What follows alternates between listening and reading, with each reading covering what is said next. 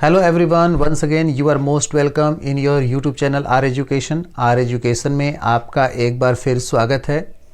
जैसा कि हम लोग हिस्ट्री के chapter 5 print culture and modern world के बारे में डिस्कस कर रहे हैं और लास्ट वीडियो में हमने print in China and print in Japan complete कर लिया है। आज हम लोग स्टार्ट करेंगे इसी चैप्टर का नेक्स्ट टॉपिक। आज का टॉपिक क्या है? देखिए, आज का टॉपिक है प्रिंट इन यूरोप। आज के इस वीडियो में हम लोग एक नए टॉपिक जिसका नाम है प्रिंट इन यूरोप, उसके बारे में डिस्कस करते हैं। ठीक है, तो चलिए टाइम वेस्ट ना जाए, वीडियो स्टार्ट करते हैं। Trade between China and Europe was done through the silk route. क्या बात हो रही है कि चाइना और यूरोप के बीच में जो ट्रेड स्टार्ट हुआ वह ट्रेड किसकी सहायता से स्टार्ट हुआ? सिल्क रूट की सहायता से स्टार्ट हुआ। जैसा कि हम जानते हैं कि सिल्क रूट एक बहुत प्राचीन रूट है, रास्ता है, जो कि चाइना से यूरोप तक पहुंचती है। ठीक है, हिंदू कुश पर्वत के नॉर्थ और हिंदू कुश पर्वत के साउथ साइड से सिल्क रूट भारत से होकर भी गुजरता है। और जैसा हम जानते हैं कि इसी सिल्क रूट की सहायता से यूरोपियन ट्रेड करते थे मसाले का और सिल्क का, जिसको ले जाकर के काफ़ी अच्छा प्रॉफिट अर्न करते थे। तो वही सिल्क रूट जिसकी सहायता से प्रिंट चाइना से यूरोप में पहुंचा। बात क्लियर हुई? आगे देखिए। Paper reached Europe from China. जैसा हम देख रहे हैं कि यूरोप में पेपर कहां से पहुंचा?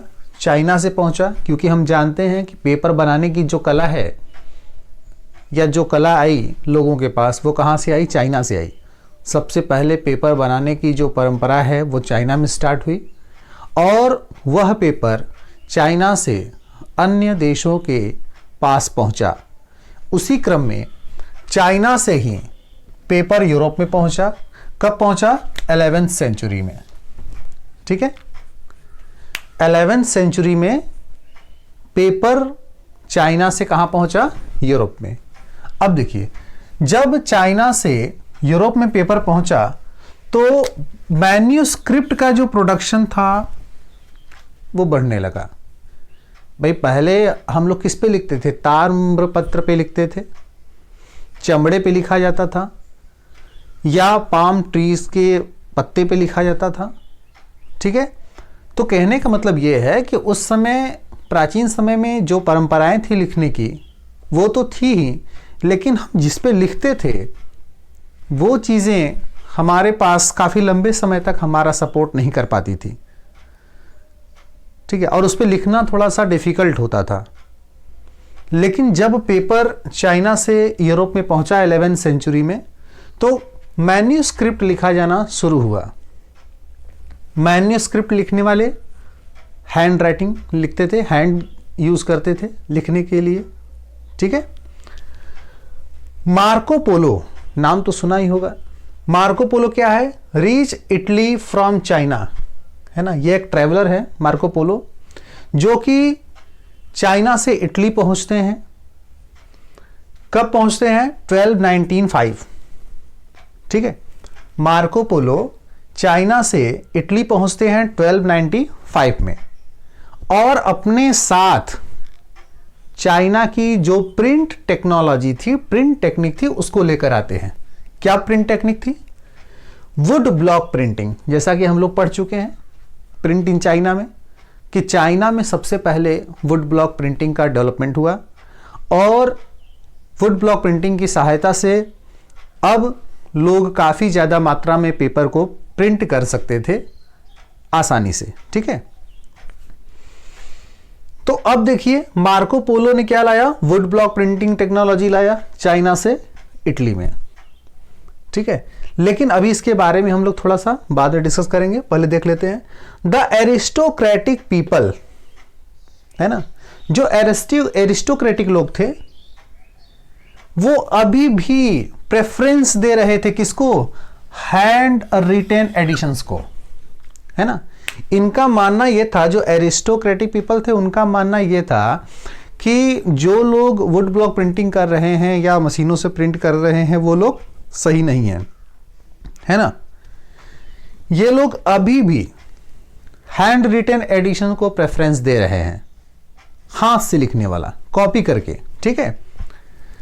ऑन द एक्सपेंसिव वेलम, अब वेलम क्या होता है, तो वेलम एक काफी ज्यादा महंगा चमड़े पर लिखा हुआ, है ना, या चमड़े का बना हुआ एक स्ट्रक्चर होता है जिस पे लोग लिखते थे। बात क्लियर हुई।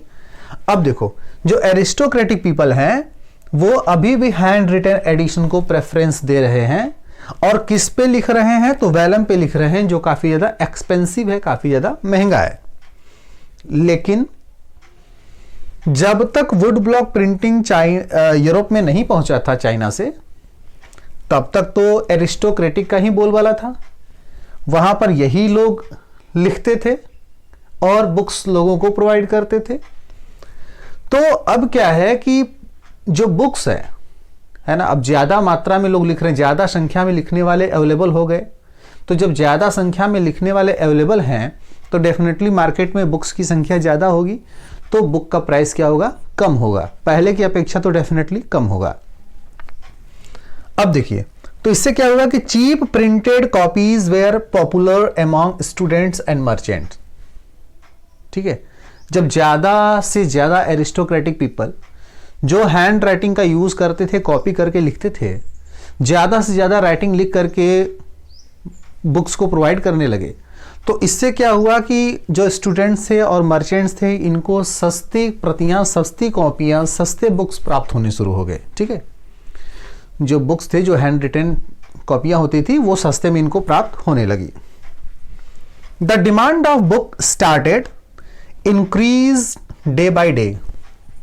अब जब सस्ती हो गई बुक्स तो उसका डिमांड भी तो बढ़ेगा, पढ़ने वाले लोग बढ़ेंगे, डिमांड बढ़ेगा, तो डेफिनेटली जब सस्ती कॉपियां, प्रिंटेड कॉपियां अवेलेबल होने लगी तो उसका डिमांड क्या हुआ, धीरे धीरे बढ़ने लगा। And the book sellers began to export book in different countries. अब ये केवल और केवल यूरोप में ही नहीं, यूरोप के बाहरी देशों में भी, है ना, बुक्स को एक्सपोर्ट करना शुरू कर दिए। इतना ज्यादा मात्रा में राइटर्स को अपॉइंट किया गया लिखने के लिए कि काफी ज्यादा मात्रा में बुक्स फ्लडेड होने लगे, ठीक है। अब देखिए क्या है कि production of manuscript required skilled hand writers, ठीक है। अब जो मैन्यूस्क्रिप्ट लिखा जा रहा है, डेफिनेटली उसको लिखने के लिए किसकी जरूरत पड़ती थी, हैंड राइटर्स की जरूरत पड़ती थी, है ना समझ।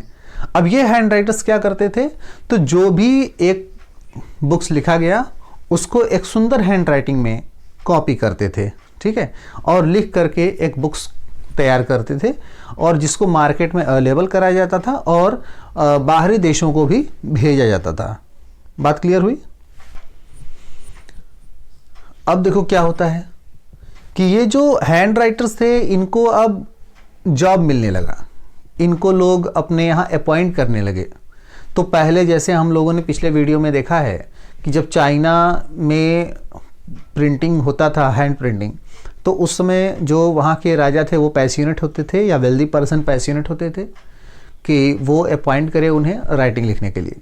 लेकिन अब यहाँ पे जब डिमांड बढ़ा बुक्स का, स्टूडेंट्स के लिए और मर्चेंट्स के लिए, या अन्य जो पढ़ने के शौकीन थे उनको जब बुक की रिक्वायरमेंट पड़ी, और जब डिमांड बढ़ा बुक का, तो अब केवल और केवल राजा ही अपॉइंट नहीं कर रहे हैं, है ना। जो व्यापारी हैं, जो बुक को प्रिंट करा के बेचते थे, वो भी अपने यहाँ स्क्राइबर्स को अपॉइंट करने शुरू कर दिए, ठीक है।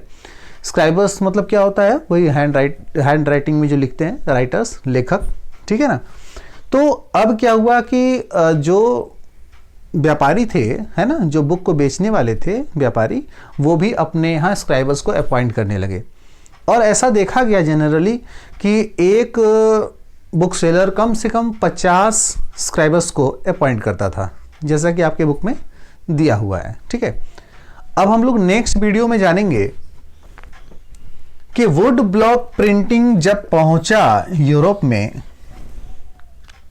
ठीक, तो इसने मैन्यूस्क्रिप्ट, ठीक है, का डिमांड क्यों कम कर दिया, मैन्यूस्क्रिप्ट्स के साथ क्या प्रॉब्लम आती थी जिसकी वजह से लोग वुड ब्लॉक प्रिंटिंग की तरफ मूव किए।